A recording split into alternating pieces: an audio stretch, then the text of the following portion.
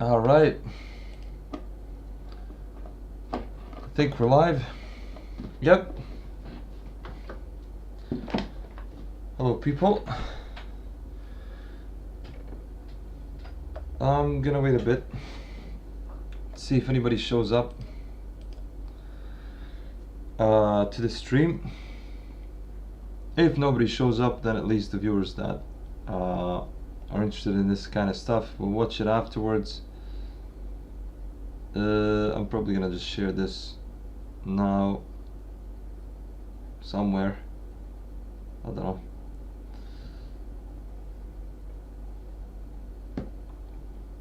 And then we'll start. If anyone's present today, we're gonna talk about Beowulf.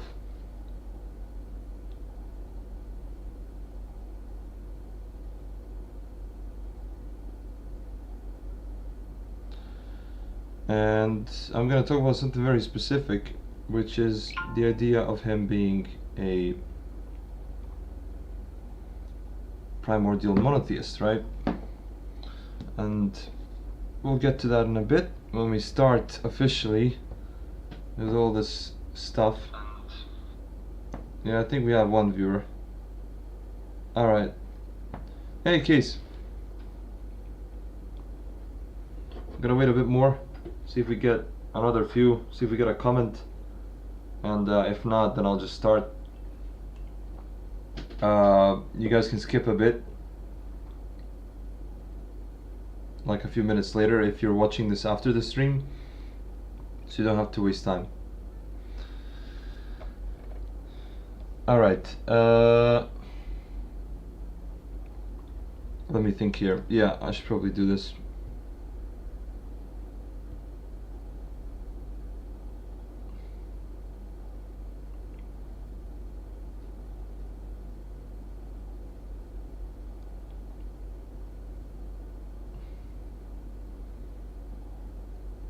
Okay, so for the people that are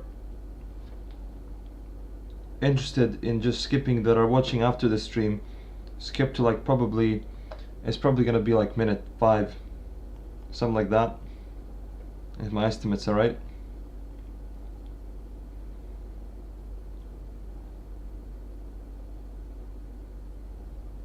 Alright, yeah, I'll share it here. Best I can do is that.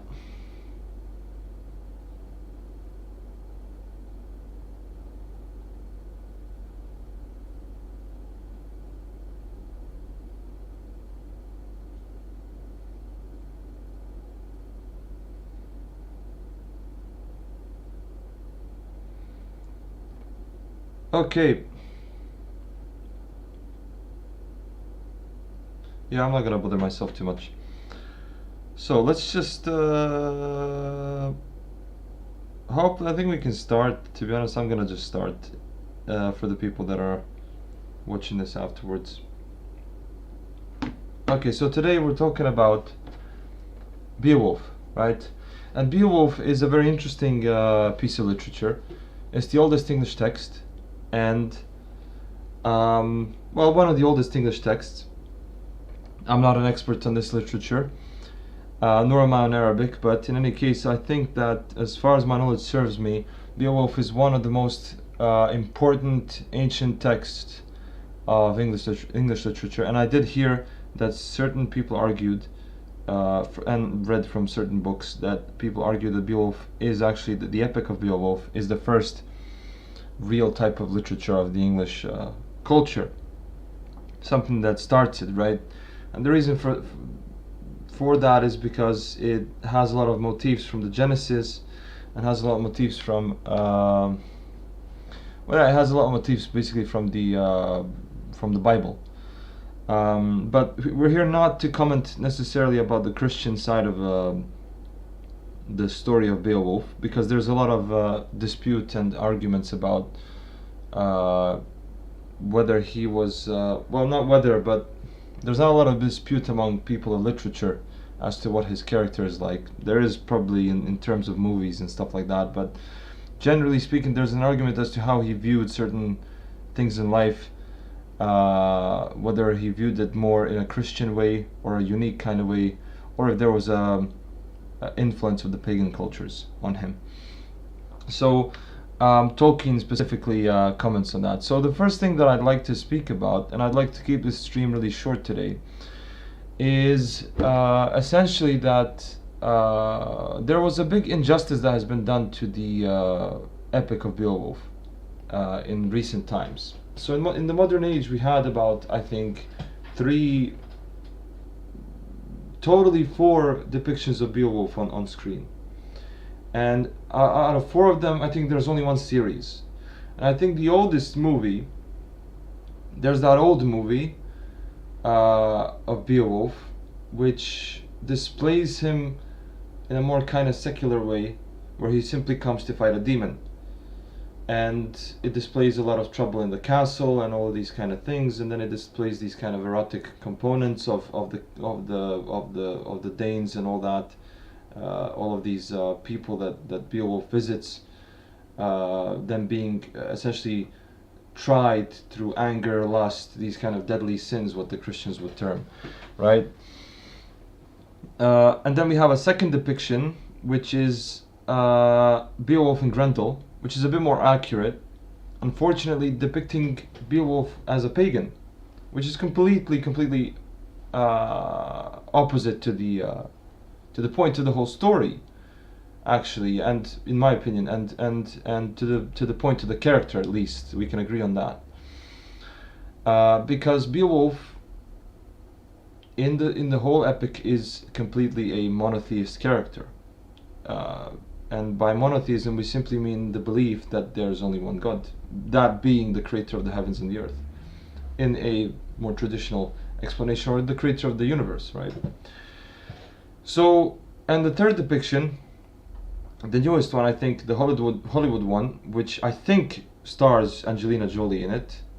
I don't know the other actor. I didn't watch it, but I do know that it is filled with ideas of lust and power, right? And that he's depicted as this hero who does conquer these monsters like Grendel and Grendel's mother, but that he does it while saying mine is lust and power, which is completely false. If we look into the book of Beowulf. So one of the reasons I'm doing this stream is because being kind of moved by a man called Amar Abdullah Farouk, who commented on Beowulf's true nature and true description as it is in the epic. I actually read the book, interested in it. I've always wanted to read it. I've read it about, I think, half a year ago, right? And then I spent some time analyzing it. And so I'm very fresh to this, but one thing I noticed is there was a great injustice that was done in terms of his beliefs, in terms of his metaphysic, right? In terms of his warriorship as well and character. So in the movies he's often displayed, either if we take the first version, as a passerby warrior, something similar to a kind of warrior depicted in modern Netflix series, right? That is more kind of cold and stoical about things. And in the second, and in the other two versions of the movies, right, Beowulf and Grendel and then Beowulf 2007, I think, he's depicted as this kind of person that wants fame and lust and power, right? I have a notification, so maybe we have a viewer. Support this guy, KCA. Right, okay. Hey KCA, how you doing?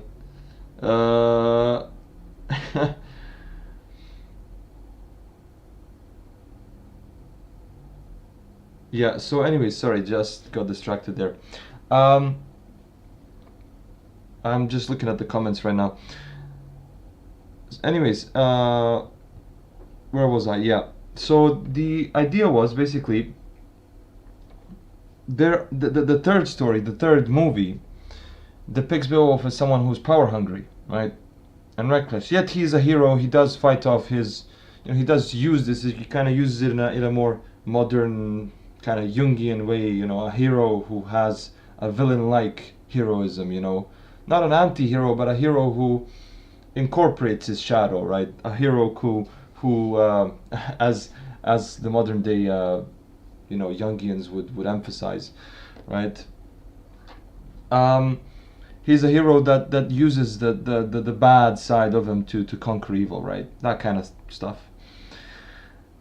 In the series, I don't know how he's depicted, but I did see that the series contains a kind of Netflix-like environment, but maybe Netflix was accurate enough. Hopefully, God willing, there will be a version of Beowulf that will do justice to the character and depict the epic as it is, right? I think the closest description of the book is Beowulf and Grendel. Ironically, even though it depicts the character in a really wrong way, it really messes up the character, but it doesn't mess up the story. So that's very interesting. It really depicts the story in a good. There's a good environment. It's a very, very interesting movie, but the character of Beowulf is depicted like some kind of sarcastic, not so religious type, which is contrary to what Beowulf was. Now, we're not here to preach necessarily, but we're here to comment on certain things. Now, I don't mind showing you guys my notes. We had these things that I want to comment on. Very simple, very short. So, the primordial monotheist warrior, right? Now, here's the thing. Among the first things that you see in this epic, nowhere does Beowulf comment on any pagan deity, right, that the pagans worshipped. He comments, or rather, the writer of Beowulf, my apologies, the writer of Beowulf starts with the description of the Danes, the Spear Danes in specific, and eventually at line 15 or ish, which would be this line, he mentions God, right? And then he mentions the name of God, which is Lord of Life. And then the glorious Almighty, right? So already in the beginning of the epic, we see a lot of these kind of motifs. Now, it's a very old kind of English-fashioned, very cliche type story. The story is not something that modern day kids or us would really, or myself would particularly enjoy displayed on screen if it wasn't built up with a bunch of effects. However, the interesting thing about this story is that it's very colorful. Or rather about this epic is that it's very colorful. It describes a kind of journey, right, of these kind of Danes, and it describes Beowulf as being one of these vassals, essentially, that is at the lowest position among them, right? So a kind of old motif of, the hero being the lowest in society and then succeeding to prove himself, right? So what happens basically is to cut the story short, because we're not here to talk about the story of Beowulf, but concepts within it. Beowulf faces a kind of social pressure, and he wants to prove himself. In my opinion, I do think that he does want a level of glory for himself, not glory in a kind of pagan sense, but glory in a sense of dignity, right? And the reason I can argue this is because, well, here's the reason, right? The theme, one of the three themes, right? We're commenting on, what are we commenting on the primordial monotheism and warriorship of Beowulf. His views on Christian destiny, fate, which is a really interesting dichotomy, right?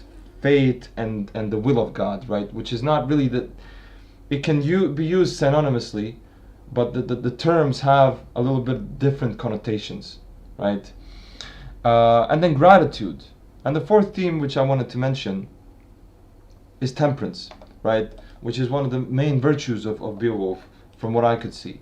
So the word God is mentioned 38 times in this epic, right? As you can see it, and it always refers to God, capital G, right? So the creator of what the traditional Christian or primordial societies would term as the creator of the heavens and the earth, the creator of the universe, right? And so we can see this throughout the whole book. God is mentioned, right? And so the first point, other than him being mentioned, is also to make a glance on this, right? And this is really important, right? These two quotes, right, which are in line 170 to 180, and then lines 180 to 188.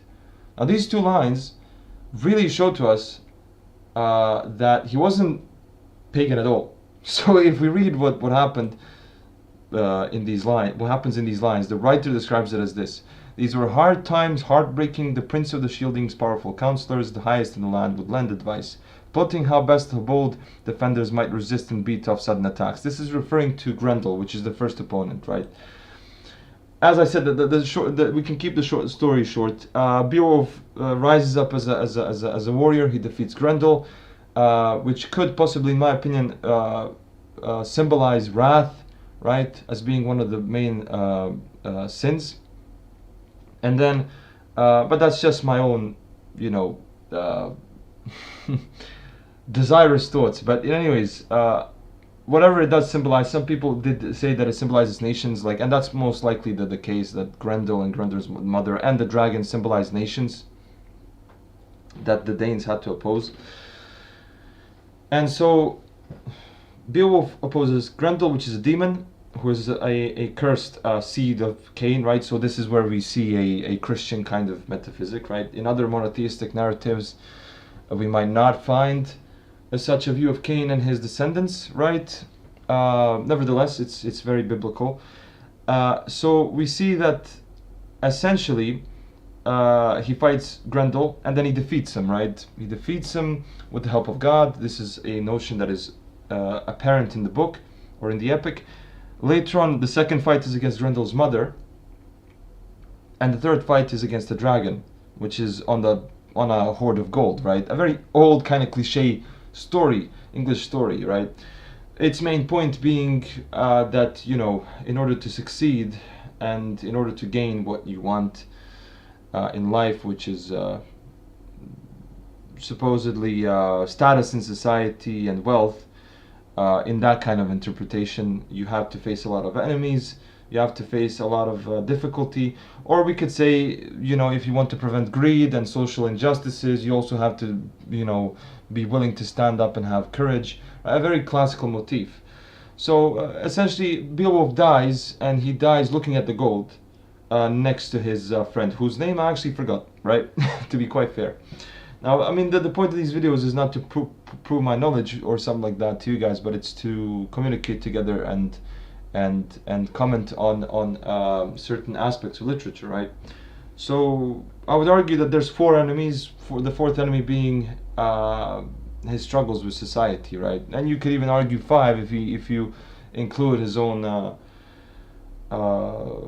struggle within his own soul to be patient, right? Although that's not really emphasized in the epic, right? So in any case, he dies in a glorious death, and he's taken away, and I think he's sent off into the sea, right? That is his burial. I'd have to check, but in any case, the main point actually of this video is to comment on his monotheism. So we see this next. Sometimes the pagan tribes, they vowed offerings to idols, swore oaths that the killer of souls, sorry I misclicked that, might come to their aid and save the people. That was their way, their heathenish hope. Deep in their hearts they remembered hell, right? Now, even though I'm not someone who really curses and stuff like that, not really my kind of thing, but this is how ancient Christian societies would view pagan societies, right? They were very hostile to them. So we can see this kind of primordial notion of remembrance, right? Now, this is used in a very negative connotation, which doesn't really happen too much, right? They remembered hell, this is what it says. So in other words, since they did not remember God, well, they remembered hell, which is the consequence of worshipping other than God. And so the idea behind this line is a preparation for the next line, which is right next to it, right? 180 to 188, which says, the Almighty Judge of good deeds. So we see names of God mentioned in Beowulf, which is very interesting, as names of God, even though they're present in the Bible and they're present in Christian literature, they were not really emphasized so much later on in the medieval period. But we can really see here a difference between just a Christian monotheism. We can see a kind of natural monotheism, a kind of primordial meaning something's from the start, from the very ancient start of humanity, right? So we have the Almighty Judge of good deeds and bad, the Lord God, head of the heavens and high King of the world, was unknown to them. And then it says, "O cursed is he I'm just quoting, I don't want to curse. Oh, cursed is he who in time of trouble has to thrust his soul into the fire's embrace. For fitting help, he has nowhere to turn.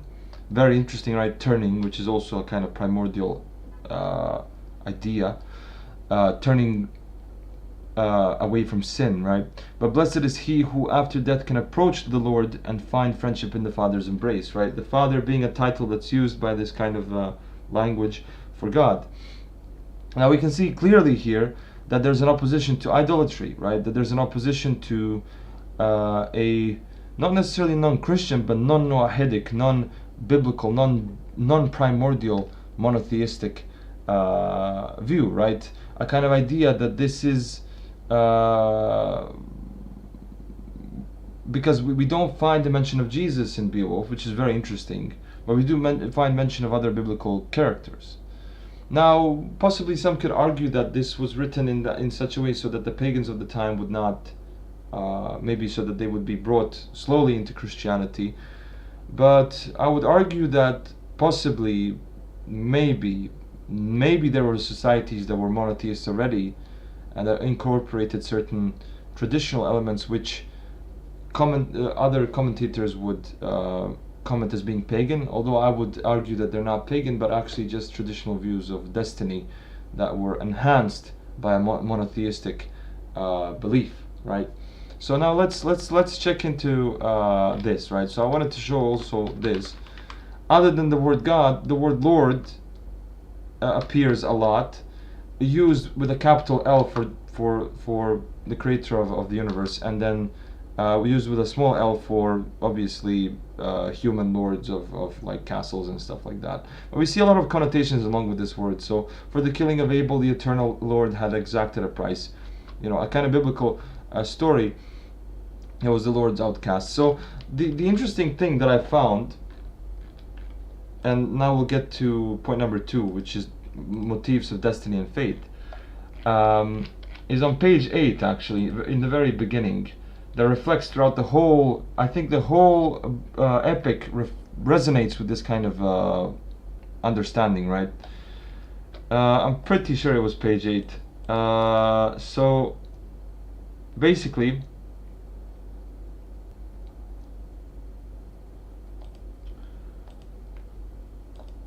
yeah, I'm gonna have to make sure that it is that page. Let me check.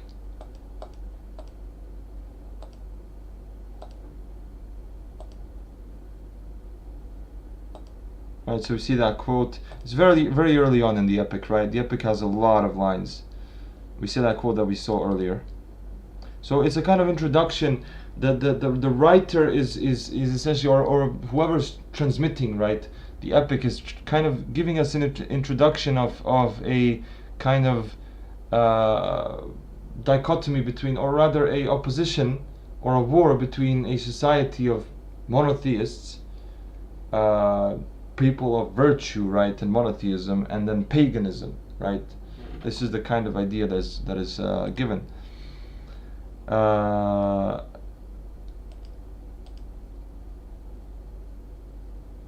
Oh yeah, it wasn't page 8. Yeah, it was the 8th mention of the word God, right? Okay, that was my bad. So it's on page 14, right? Whichever one. So he says this.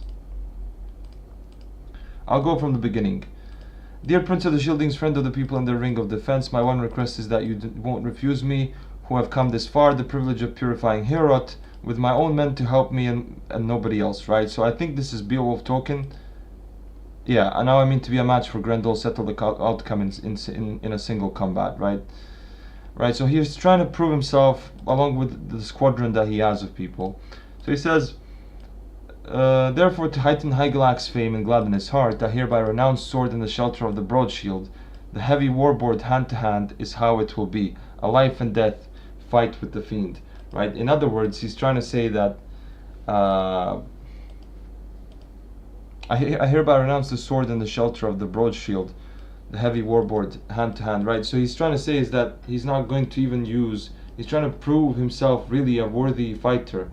Either if this is to be taken literally, then by not using a shield, and if it's to be taken metaphorically, then to say without any desire for status, right? Because sword and shelter of the broad shield could only mean something of being like a thane, right?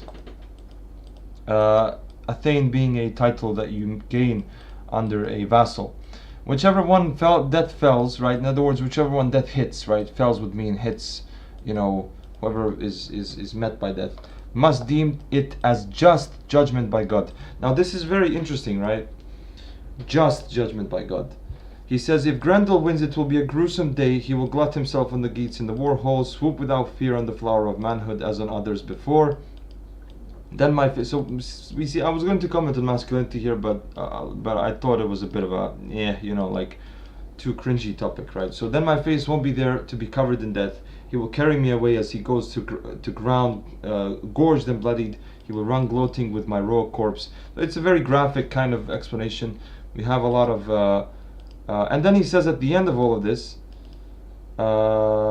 if the battle takes me sent back, this breast webbing the Wieland fashion and Hrethel gave me, possibly one of his lovers, we don't know, to Hygelac. Fate goes ever as fate must, right?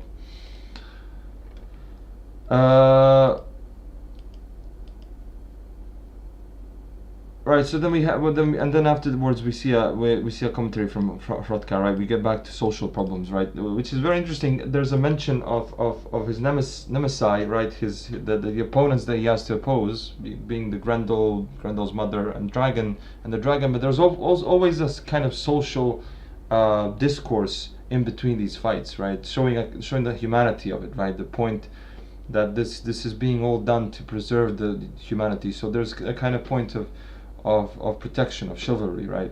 In any case, the important thing is these two sentences: must deem it as just judgment by God. So not just judgment, but just judgment, right? In other words, judgment by which justice was done. And we'll see why this is interesting. And then he says, fate goes ever as fate must. Now these two, right? These two are very, very interesting to a certain extent. Not polar statements, but statements that you would say come from two different cultures, right? Which would be a kind of druidic, ritualistic, right, culture, which is fate goes as ever as fate must. Realistically speaking, it was mostly used by pagans, but here we see it being used by a primordial monotheist, right, who says must deem it as a just judgment by God. In other words, if Grendel or I die, I being here Beowulf, right? So Beowulf says, if me or Grendel dies, whoever dies, then it was the destiny of God, but not just it was the destiny of God, it was the justice of God. In other words, he has a very profound, deep metaphysical view, which I would interpret in a Christian way, I think, where he's not trying to say, at the end of the day, it's justice from God, so it doesn't matter. There's truth to that, of course, but I think what he's trying to say is that if Grendel wins, then it was the just thing for it to happen, right? Now, we find this in old Christian literature. There's a kind of orientation towards the will of God as one of the attributes of God, and saying that this is the judgment of God, right? Which in other civilizations, like the Judaic and the Muslim, might not be the case, right? So you can have the command of God and the will of God as separate things, right? So in other words, maybe God condemns something. We'll give an example: the murder of Abel by Cain, right?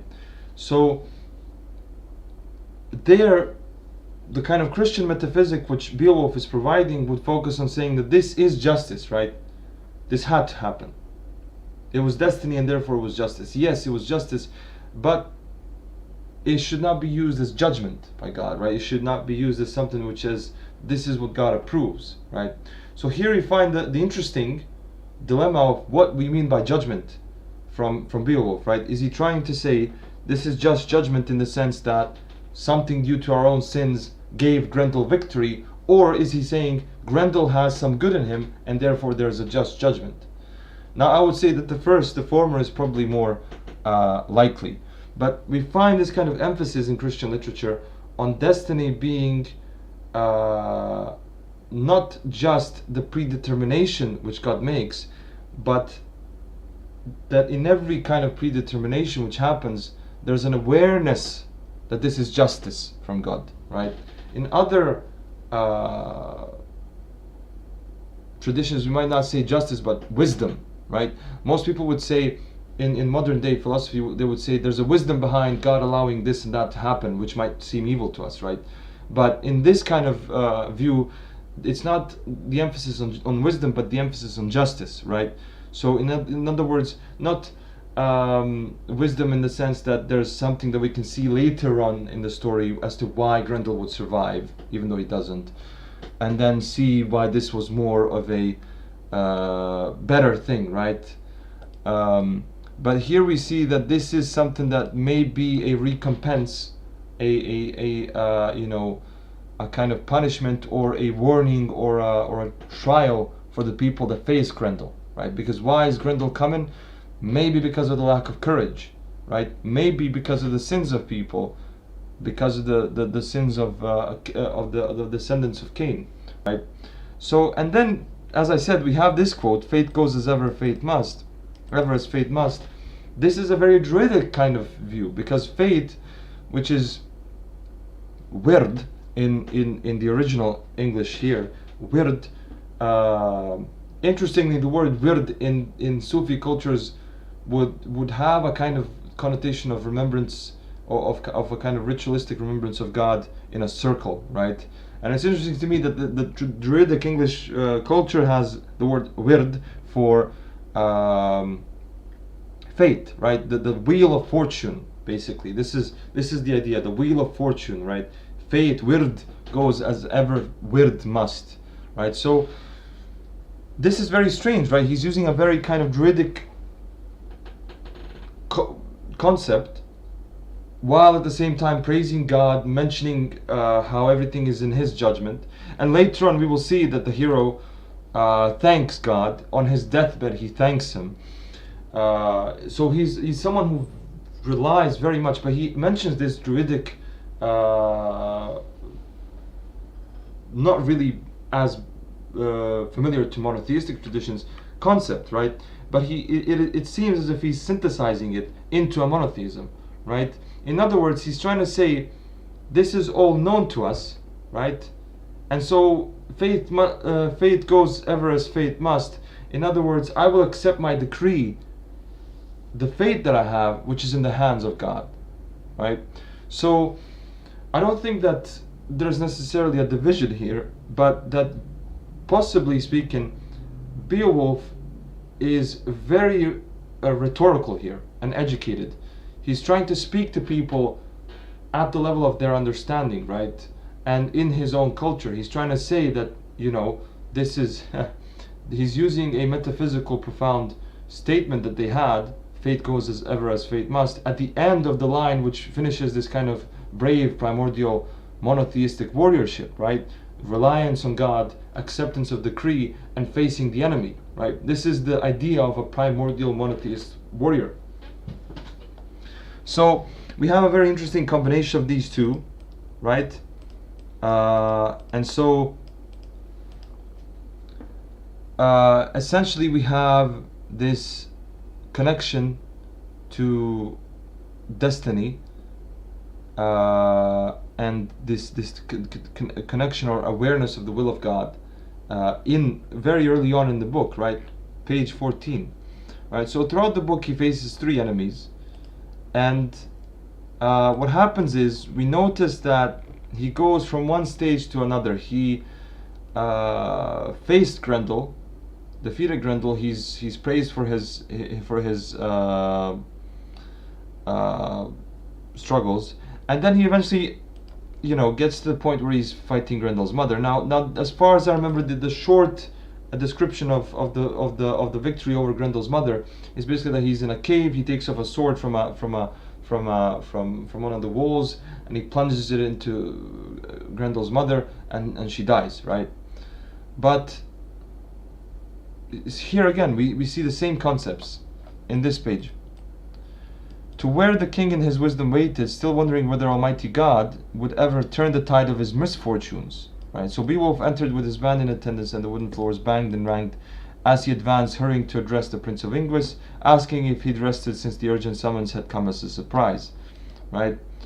So here we see, right, that there is a kind of hope from one of the characters, this not being Beowulf, that there would be a turn of tide to his misfortunes. In other words, that his destiny would not be as bad as it is to him. Hey Big Cap, what up? I can see you in the commentaries, in the comments even. I had to write about this book in a humanities class, but I didn't read it. Yeah, it's a very old book. It's very common for a kind of even on a high school level, and the reason I'm commenting on it, as I mentioned, is to do justice to the characters' basically metaphysical views and ethic, right? So we see all of these things, and to keep the things short, all of this connects to what? An ending in gratitude, right? I'd like to see if I can find yeah, so I think I saw it now. I think he does die on a pyre, right? Yeah, did I see that word right there? Yeah, on his funeral pyre, blah blah blah. The pyre would assail him. Yeah, here we find it. And then we see the concept. We see the concept of fate, right? Fate swept us away, sent my whole brave highborn clan to their final doom. Now I must follow them, right? So these are kind of yeah. So this is I think these are his last words. Came to get back, anxiety weighed on his brave heart, and found his lord bleeding profusely. Yes, this is definitely Beowulf. His life at an end. Again, he began to swab his body. The beginnings of an utterance broke out from the king's breast cage. The old lord gazed sadly at the gold, right? So yeah, this is his these are his last words. To the everlasting Lord of all, meaning God, to the King of glory I give thanks. So we see gratitude, right? Which is very interesting. So we rarely see this in literature, a kind of grateful ending of a warrior. A kingship grateful ending, that I have beheld this treasure here in front of me, that I have been allowed to leave my people so well endowed on the day I die. So what was the point of the whole story? He fought in the name of God to protect people, and then he knew that he had to make sure that they were rich after him so that they would be protected. Now that I have bartered my last breath, bartered. So this is very interesting. Like he's trying to say he bought it, right? He earned it somehow. To own this fortune, it is up to you. Well, not earned it, but you know, he got it from possibly a prayer or this desire to speak his last words. To look after their needs, right? I can hold out no longer, right? So this is the whole point of the story. The man sacrifices himself, accepts his destiny, and he dies in gratitude. So we see the relation between patience and gratitude, right? The patience against foes and the gratitude at the end of his life. Order my troop to construct a barrow on a headland on the coast after my pyre has cooled. It will illumine the horizon at Hronesness and be a reminder among my people, so that in coming times crews under sail will call it Beowulf's barrow, right? So here we see a kind of, so we see a constant mix of dignity, desire for status, and gratitude to God, humility, right? Acceptance of decrees. So this is a very interesting and important thing. This is what shows us that he is a warrior. As they steer ships across the wide and shrouded waters, right? Possibly we could argue that one of the reasons he mentions ships is because, you know, this kind of concept of wird or fortune is related to the seas, right? Because once you're passing through destiny, through fate, you're passing through a tide of misfortune and fortune, all kinds of things, right? Then the king in his great-heartedness unclaps the collar of gold from his necks and gave it to the young thane, telling him to use it and the war shirt and the gilded helmet well. Then he says, you are the last of us, the only one left of the Wegmundings. Fate swept us away, sent my whole brave highborn clan to their final doom. Now I must follow them. Then that was the warrior's last word. Okay, so these are his last words. The furious heat of the pyre would assail him. His soul fled from his breast to his destined place among the steadfast ones, right? So here we see patience, right? So we see a combination of patience and gratitude, heritage, status, wealth being displayed in a very kind of ethical way throughout this epic. So to conclude, the main point of this video is to show how the virtuous primordial monotheistic warriorship of Beowulf led him to a good fate and destiny, and the whole point of it was to protect the humanity and dignity of others and his own self by doing that, right? So he attained glory, which is a kind of more ancient English concept, right? A pre-Christian concept, but he does combine consistently these kind of motifs of destiny and fate, and he synthesizes it successfully under, well, the writer of Beowulf in any case, not the Beowulf, because Beowulf is not a real character, real person, but whoever wrote the epic, whatever group of monks or group of people, tribes that converted to Christianity or assimilated themselves to Christian customs, carrying the monotheism that they had already, possibly, was very genius in sense of displaying that gratitude wins at the end, right? This is how he met his fate at the end, and essentially this proves to us that all of the media today that displayed Beowulf, the movies, displayed him in a wrong way. They didn't display the truth of Beowulf. They didn't display the monotheistic bravery that he had, the gratefulness, the gratitude, the virtue, and also the cosmopolitan view, right? And the reason we can argue that he had a cosmopolitan view, which is a view of knowing one's place in order of the universe, knowing one's place in the order of society, is the fact that he used fate, and the writer of the book, actually, to be more specific, used fate as a concept that is important, because that is a very non-Christian concept which was synthesized into a type of monotheism, right, to which Christianity is connected,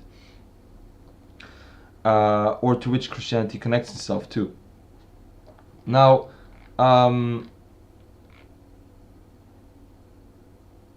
at the end we see, again, Beowulf had little cause to brag about his armed guard, yet God, who ordains who wins or loses, allowed him to strike with his own blade when bravery was needed. There was little I could do to protect his life in the heat of the fray.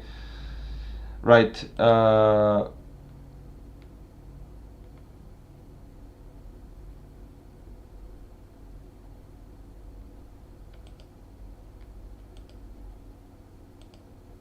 I think I actually made a mistake right now. Possibly.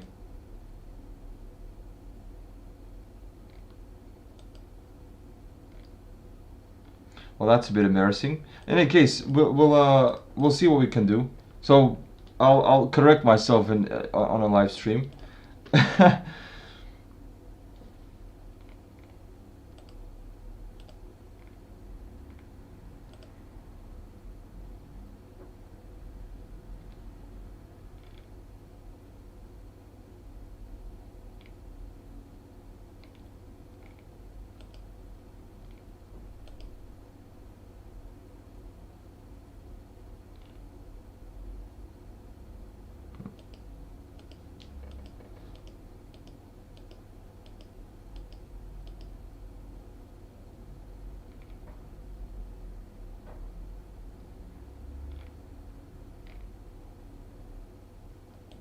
Yeah, no, I think actually I didn't make the mistake. No. That was something that I misunderstood. I was I was actually thinking that this was no, this is a description after the battle. Yes, it's fine. Everything is fine. The I was going to fix myself here because I thought the quote that I read at the end. It's pretty funny, but well, at least we get to see that, right? So the quote at the end actually is from Beowulf, the one that I read earlier. This one. But there is a commentary afterwards on the way that he fought, right? But we do know, we see that it's in the past tense, right?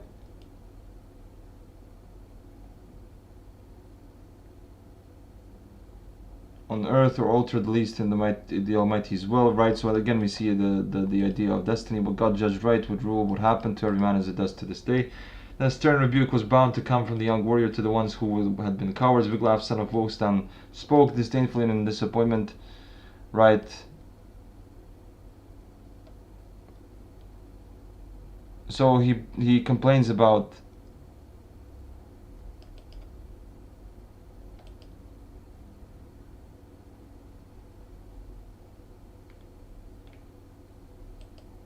there's little I could do to protect his life in the heat of the fray, yet I found new strength welling up when I went to help him. When then my sword connected and the deadly assaults of our foe grew weaker, the fire cursed, right? So he's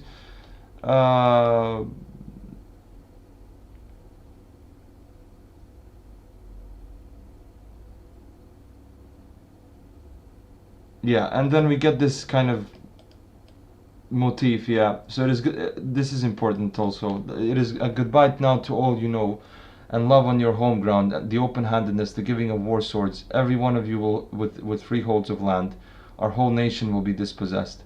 Once princes from beyond get tidings of how you turned and fled and disgraced yourselves, a warrior will sooner die than live a life of shame. Right, and then he orders the outcome of the fight to be reported. Yeah, so basically one of the allies of Beowulf complains about the lack of bravery among the men, and he describes how Beowulf is living proof that a man can live virtuously and die an honorable death, and that he would rather die, that basically a warrior will sooner die than live in a kind of shame or lack of virtue. So in any case, as I said, the main point is I believe that we should all hope that there will be a movie or a series that will depict Beowulf in an accurate way, and show that he was a warrior of virtue, mainly, and a warrior of monotheism, not a pagan, not somebody who was lustful, hungry for power, not somebody who was reckless or stoically cold, not to offend Stoics, but stoically cold, wandering through the woodlands of the Danes, hoping to find some kind of way to attain status or to do justice and gratify himself virtuously or in a kind of viceful way. Right, so the whole point of the book in general, I believe, is to teach a kind of monotheistic virtue, ethic, that ends in patience and gratitude, right? And patience and gratitude being very two important virtues for any man that wishes to believe in God, right? At least to some extent. And lastly, I would like to say that this epic in total does contain 34 names of God, right? If you'd like to have more information on this, I recommend googling Omar Abdullah Farouk. This is how you write it. Beowulf. I will leave a link in the description for the video. And yeah, there's a commentary on that, and also on the idea of actually faith itself in the story, and how the variety of names is actually was very important within the epic, right? In any case, I'm gonna delete this now, or actually I'll save it after the stream. I'd like to thank those who watched. I didn't have an accurate account of people that watched. In any case, I thank anyone that watched, that was present. If there's anyone that's present right now, thank you for keeping up all the way through. And yeah, I'll see you guys next time, probably commenting on or reading the poem of Imre Ul Qais.